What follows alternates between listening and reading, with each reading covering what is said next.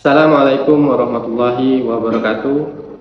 Perkenalkan, nama saya RD Rahmat Dauli, Eskom Mkom. Saya salah satu dosen di Universitas Adiwangsa Jambi, dosen di Fakultas Teknik Ilmu Komputer dengan program studi Sistem Informasi. Di sini sedikit saya menjelaskan tentang deskripsi mata kuliah, salah satu mata kuliah yang saya ampuh, yaitu mata kuliah Sistem Operasi dengan bobot 2 SKS. Deskripsi mata kuliah Sistem Operasi atau mata kuliah yang saya ampuh yaitu Sistem Operasi adalah salah satu komponen penting dalam kurikulum ilmu komputer dan teknologi informasi. Mata kuliah ini memberikan pemahaman mendalam mengenai bagaimana komputer bekerja secara internal dan bagaimana perangkat lunak dasar yang mengelola perangkat keras serta sumber daya sistem komputernya. Pada mata kuliah ini, mahasiswa belajar tentang bagaimana sumber daya komputer dikelola oleh sistem operasi, guna untuk memenuhi keinginan user atau pengguna dalam menjalankan program. Mahasiswa diajarkan konsep-konsep dasar pada sistem operasi seperti proses, penjadwalan, virtual memori, virtual mesin, dan sistem keamanan.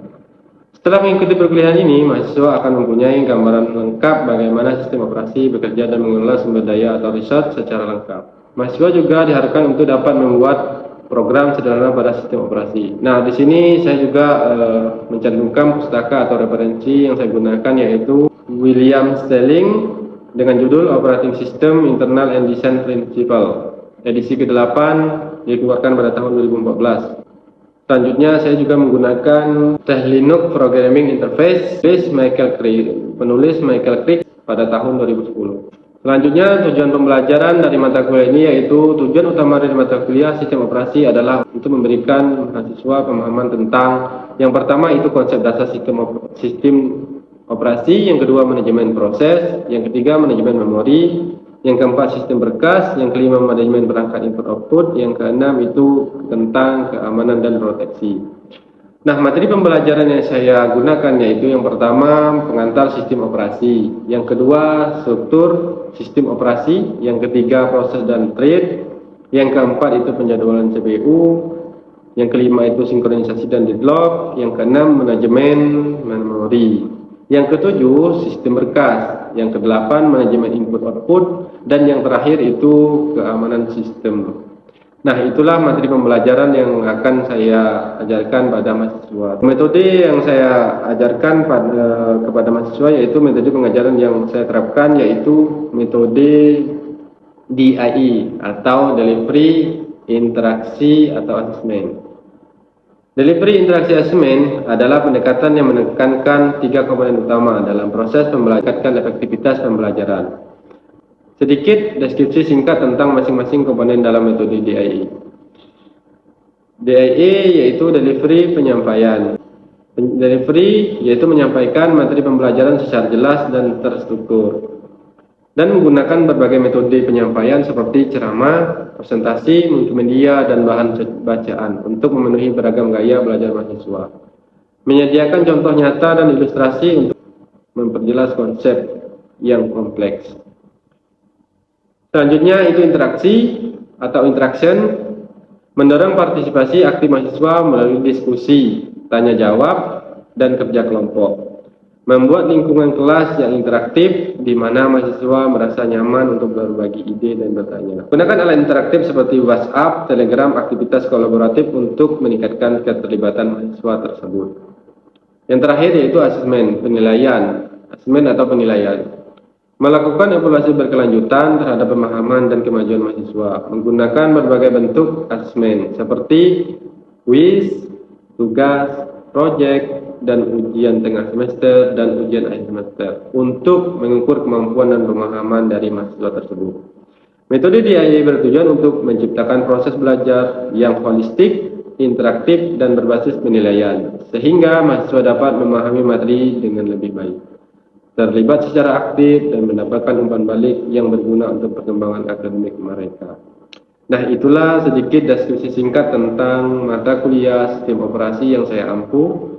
Baiklah, saya menaikkan cuplikan dari pengajaran saya tentang mata kuliah sistem operasi.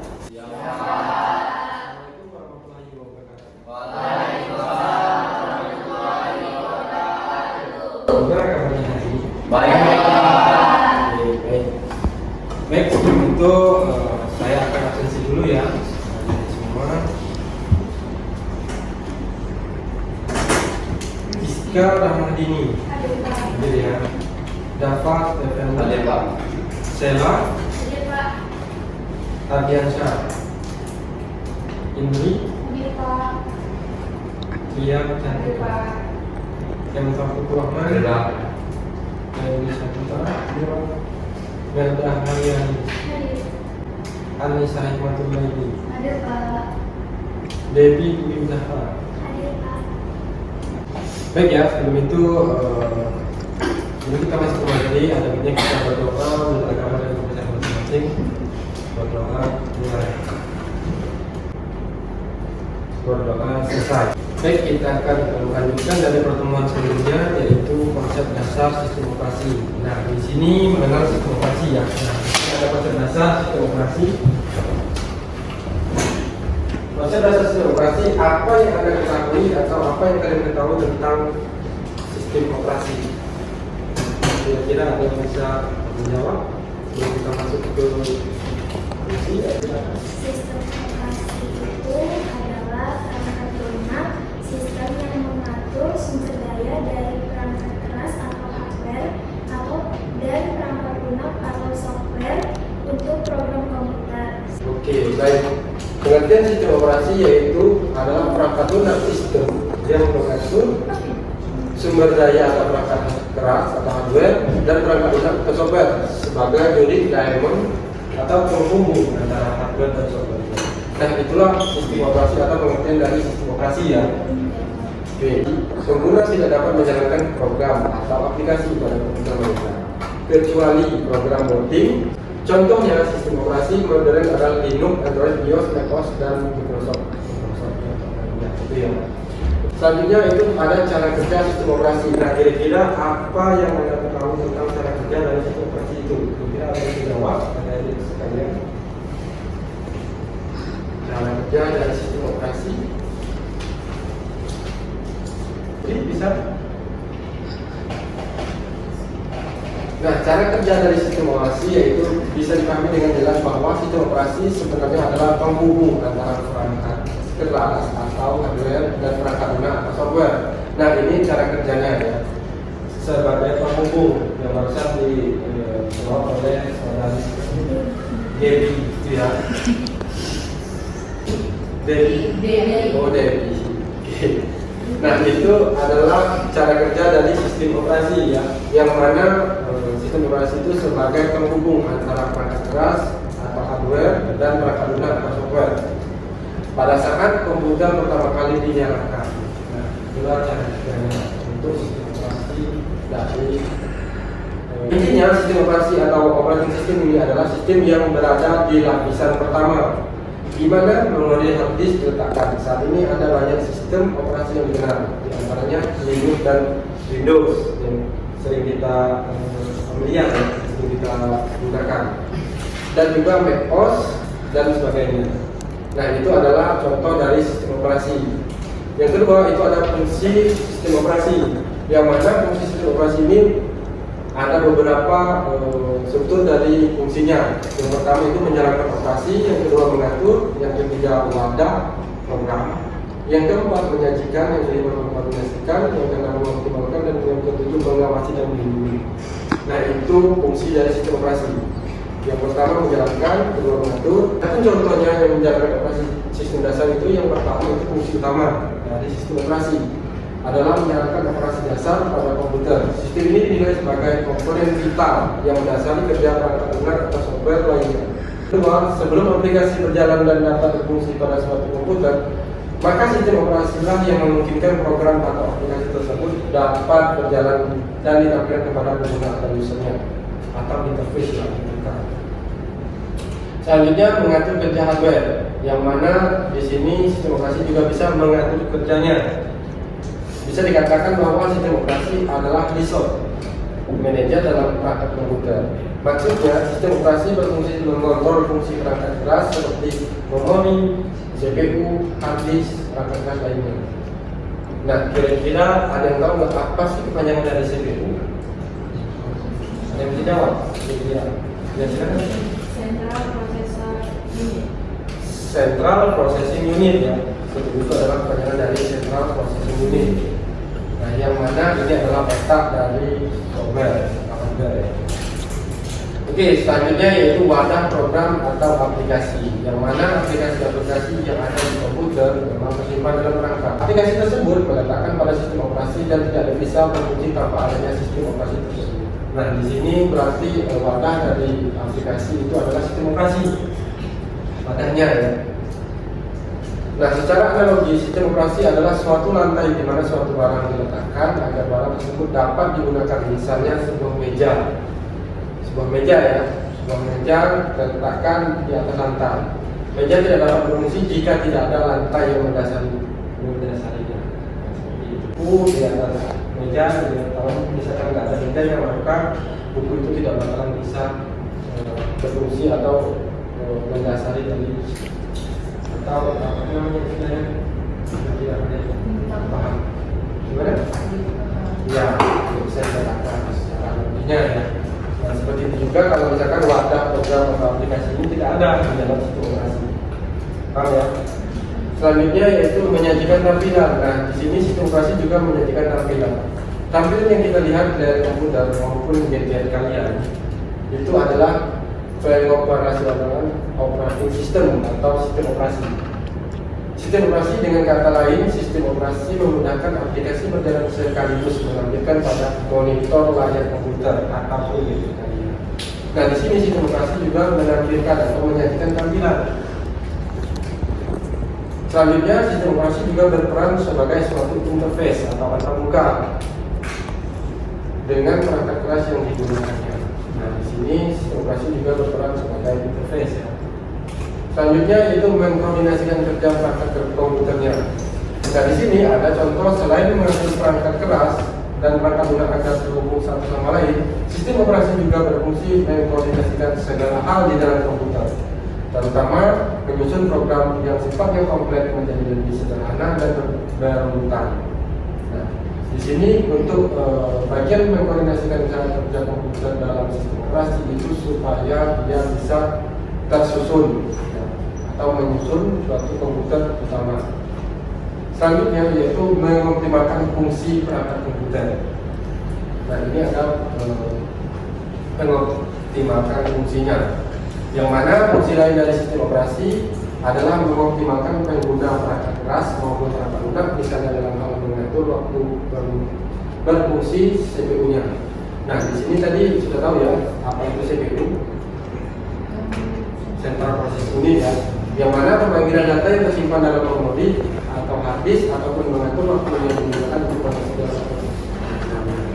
Ini untuk mengoptimalkan fungsi dari sistem operasi itu ada namanya mengoptimalkan fungsi perangkat komputernya.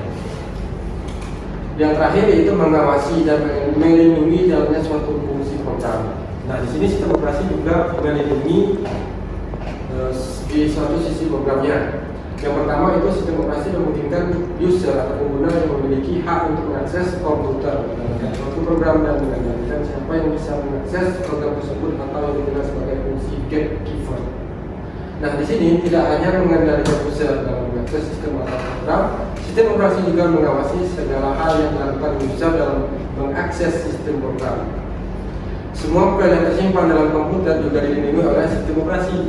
Nah, di sini semua program sistem itu dilindungi oleh sistem operasi ya, dan hanya bisa diakses oleh orang yang berhak atau yang mengaksesnya atau dimiliki kendali atas suatu perangkat komputer. Nah, di sini adalah pengertian dari sistem operasi dan fungsi sistem operasinya. Yang pertama tadi itu menjalankan ya, cara kerja, pengertian sistem operasi. Yang kedua cara kerja dari sistem operasi. Yang ketiga fungsi sistem operasi. Nah, itu adalah mengenal cara kerja atau pengenalan sistem operasinya. Sampai di sini ada pertanyaan kira-kira adik-adik sekalian?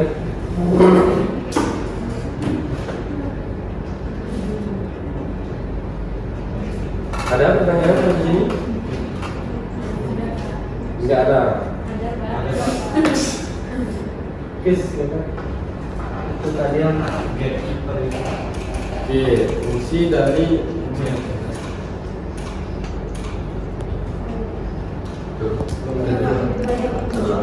Nah, di sini mengawasi dan melindungi jalannya suatu fungsi program ya. Nah, gatekeeper itu sebagai pelindung. Ya. Sebenarnya kalau kita analogikan itu adalah user atau pengguna yang bisa melindungi suatu aplikasi atau program. Nah, itulah dinamakan gatekeeper. Ada pertanyaan kira-kira?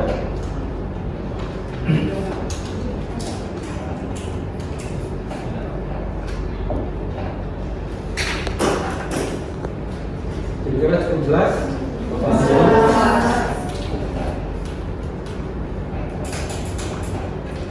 Oke, baik ya, jika sudah jelas, mungkin untuk pertemuan kita pada hari ini saya cukupkan sampai di sini. Saya ini wabillahi taufiq wal hidayah. Wassalamualaikum warahmatullahi wabarakatuh.